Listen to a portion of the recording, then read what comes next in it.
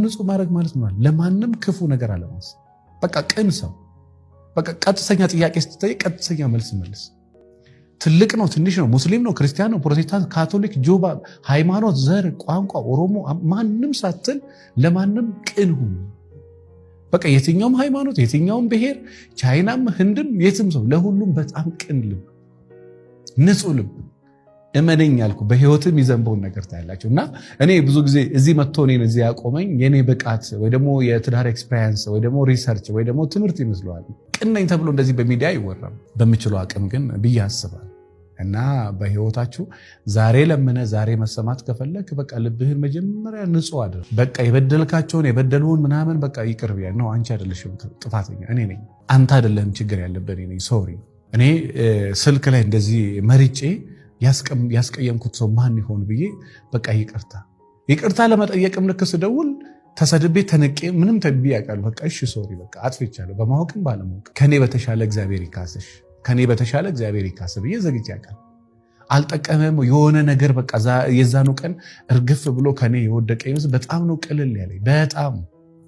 ስለዚህ የመጀመሪያም የመጨረሻው በጣም ንጹህ ልብ ይኖራችሁ። ከዛ ውጪ ስትጸልዩ መልሶቻችሁን ወዲያው ማግኘት ከፈለጋችሁ አንተ ለምነ አንተ በጠበቅከው መንገድ መልስ ካገኘ እሱማ አንተ ነው ጎትተህ የምትወስደው ማለት ነው። እኔ ለምሳሌ ይሄንን ኮምፒውተር እግዚአብሔርን የሆነ ነገር ብዬ ለመንኩት መዝጋት እንደዚህ ነው። እሱም ይሄንኑ እንዲያደርግ ከፈለኩማ ያይማ የኔ እይታ ነው፣ ያ የኔ ኤክስፔክቴሽን ነው። እግዚአብሔር ደግሞ የሰው ልጅ በአይምሮ ከሚጠብቅበት መንገድ ውጪ ነው የሚሰራው። ለምሳሌ ሚስት ለምን ጌታ ወይ እባክህን ስራዬን ባርከው ብለህ ካልክ ስራህን የሚባርከው እንዴት ነው? አንተ በጠበቅከው ገንዘብ እንደዚህ አዝንቦልህ ነው አይደለም። ኢንዳይሬክት ነው። በገንዘብ ባርከኝ ብለህ ስትለምነው ቤት ሊሰጥ ይችላል፣ ውርስ ሊሰጥ ይችላል፣ ሰው ሊሰጥ ይችላል። ያም እኮ በረከት ነው። በነገራችን እግዚአብሔር ከወደዳችሁ እንደው የሚሰጣችሁ ሰው እኮ ነው። እናትህን ይሰጣል፣ አባትህን ይሰጣል፣ ወንድሞችን ይሰጣል፣ እህት ይሰጣል፣ በጣም ጥሩ ጥሩ ሰራተኞች ይሰጣል፣ በጣም ጥሩ ጥሩ ጎረቤቶች ይሰጣል። ስለዚህ ባርከኝ ብለህ ስትለምን አንተ በጠበቅከው ገንዘብና ዶላር እንዲፈስብህ ኤክስፔክት አታድርግ። በቃ ኢንዳይሬክት ነው የሚባርክ። ስለዚህ አንተ በጠበቅከው ከሰጠ በቃ እግዚአብሔር አይደለም። አንተ ባልጠበቅከው መንገድ ከሰጠ ነው እግዚአብሔር። እይታህን ማስፋት በቃ ባርከኝ ብለህ ትለምናለህ። ለበረከት ደግሞ እግዚአብሔር ልክ ሲሰጥ አንተ የጠበቅከው በዚህ ስለሆነ በዚህ እኮ ጤና ሰጥቷል፣ እድሜ ሰጥቷል፣ ምን ሰጥቷል፣ ምን ሰጥቶሻል፣ ቴንኪው አትይም።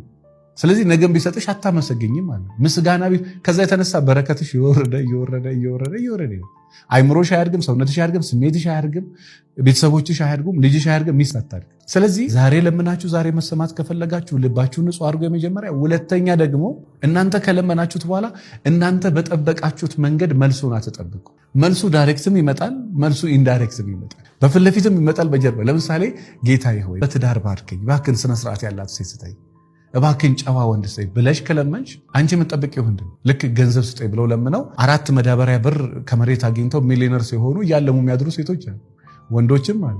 6 ሻንጣ ብር ወይ ደግሞ 1 መጋዘን ብር አግኝተው ያንን ገንዘብ እያወጡ በቃ ምድር ላይ ጉራቸውን ሲዘሩ ራሳቸውን እያዩ የሚያድሩ ሰዎች አሉ። እንደዚህ አይነት ቅዠት እድሜ ልክ የተባረከ ድሃ ሆነ እንድትቀር ያደርጋል። እንደዚህ አይነት ህልም እንዳታለ ከሰጠ ድንጋይ ፈልጠ ወድቀ ተነስተ የምታገኘው ገንዘብ እግዚአብሔር ይስጥ። ፊል ታደርገዋለህ። ለፍተ የበላኸው ደክሞክ የበላኸው ምግብ እንደሚጣፍጠው ሁሉ ተጠምተ የጠጣኸው ውሃ እንደሚጣፍጠው ለፍተ ያገኘው ገንዘብ ደስ ይላል። አንተ የምትፈልጋት ሚስት አለች፣ እግዚአብሔር ደግሞ ትሆናለች፣ እኔ በዚች ነው ባረክ ብሎ ከሰጠ ያችን ተቀበላት። እቤት ያለችዋን እኔ ነኝ የሰጠው ብሎ ካለ መጀመሪያ እሷን ተቀበላት። እመነኝ፣ እሷንም አትቀበል ከሆነ እግዚአብሔርን ነው እምቢ የምትለው። እዛ ቤት ሄደ የስቃይህን እንትን መውለድ ትጀምራል። መረጋጋት ከሰጣችሁ፣ ስሜት ከሰጣችሁ፣ አይምሮ ከሰጣችሁ፣ ትምህርት ከሰጣችሁ፣ ተወዳጅነት ከሰጣችሁ፣ ተቀባይነት በሰው ዘንድ ማግኘት፣ በሰው ፊት ለፊት ሞገስ ከሰጣችሁ ያ ትልቅ ስጦታ ነው። ስለዚህ ባርከኝ ብለህ ለምነህ ኢንዳይሬክት ተባርከ መባረክህንም የማታቅ ከሆነ ይሄ አላዋቂ ነው። አለማወቁን ደግሞ አያውቅም። እንደዛ ማለት ለማወቅ ደግሞ አይፈልግም። ሶስተኛ ስተት ነው። አያውቅም፣ አይገርምም። አለማወቁን አያውቅም፣ በጣም ይገርማል። ለማወቅ አይፈልግም፣ በጣም ደግሞ ይደንቃል። ተባርኳል፣ እንደተባረከ አያውቅም። ለመባረክ እንደሚፈልግ ደግሞ ያንን ነገር ደግሞ በማስተዋል እንዲረዳው ደግሞ በታሪክ አይለምንም። ስለዚህ እነዚህን ነገሮች አጥኗቸው፣ እመኑኝ ያልኳችሁ።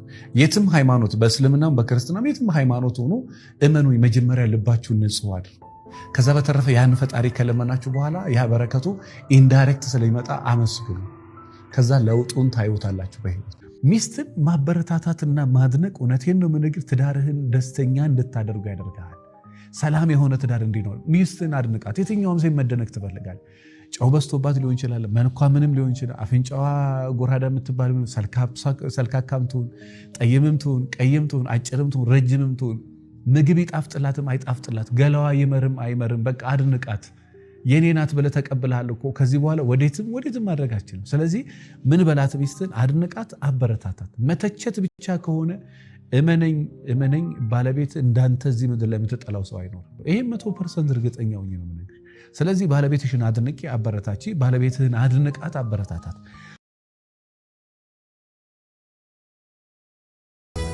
በራሷ የምትተማመን ሴት ፍቅር እንጂ ገንዘብ አይገዛትም። ስለዚህ ወንድሜ